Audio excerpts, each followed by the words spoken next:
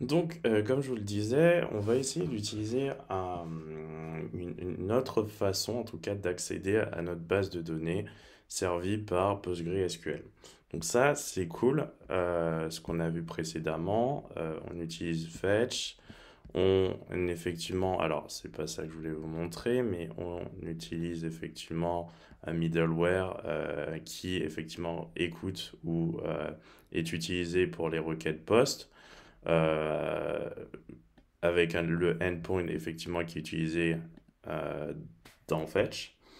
Et effectivement, ensuite, ça nous applique ce que l'on souhaite grâce effectivement à un intermédiaire, en l'occurrence un ORM que j'utilise, Prisma, et qui transfère notre requête à la base de données. Donc ça, c'est cool.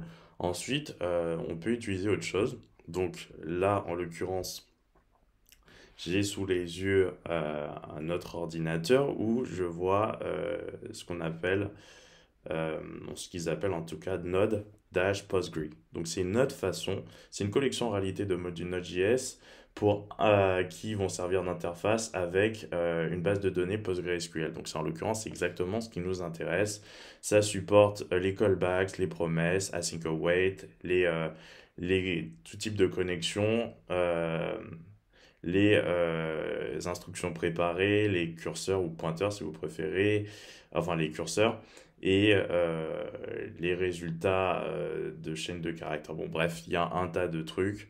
Donc, nous, on va essayer de voir si cela fonctionne. Donc, ce que je vais faire,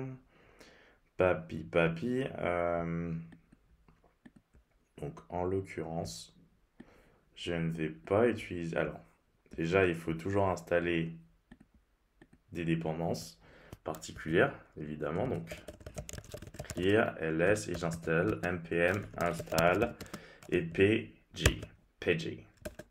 Oh moi j'ai mal écrit npm install. Hop. C'est install pg. Donc ça va être fait. Alors on peut vérifier et là effectivement c'est là. Donc on continue. Je me remets sur mon index.ts. Comme vous voyez, j'ai pas fait de contrôleur, j'ai pas fait de routing. Peu importe, on fera ça plus tard dans des vidéos consacrées à Node.js.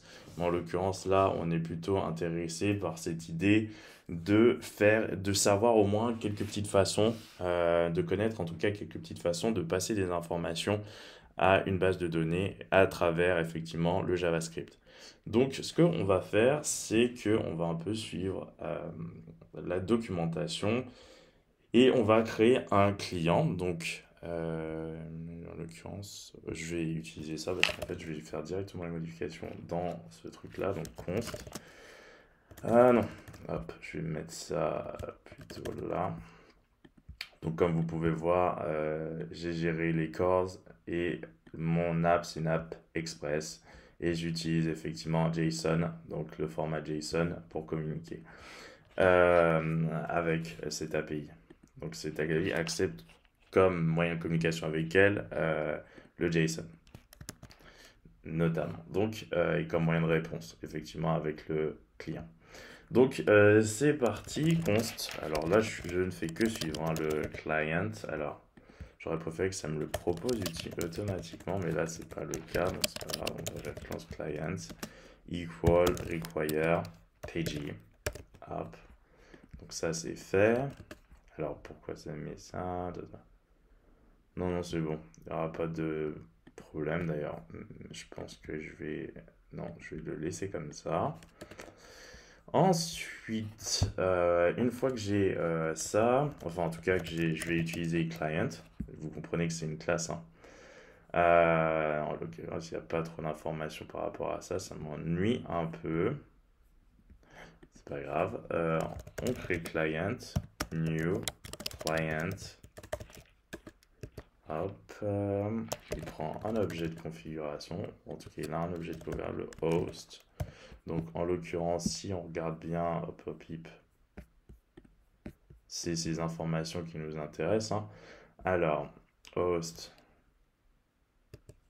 en fait c'est localhost, le port 2 points. Et là, en l'occurrence, c'est 5432.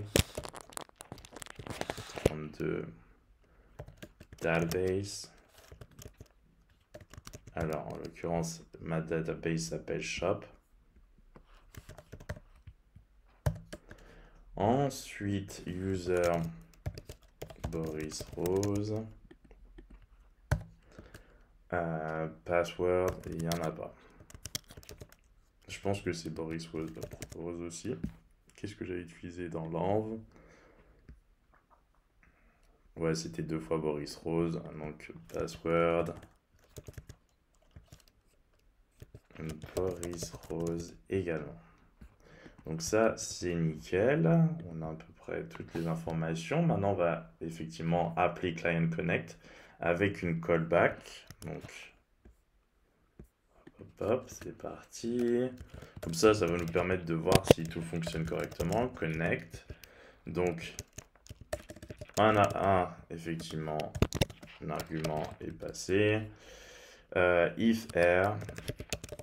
Alors, pourquoi ça me dit, ça m'écrit ça? Ok, c'est vrai qu'on est là, donc alors any n'est pas à utiliser normalement, mais vous comprenez bien que l'objet de ce cours n'est pas TypeScript. Connection error, error stack. Hop. Et sinon, alors effectivement, bonne pratique else. Et on va mettre un console log connected.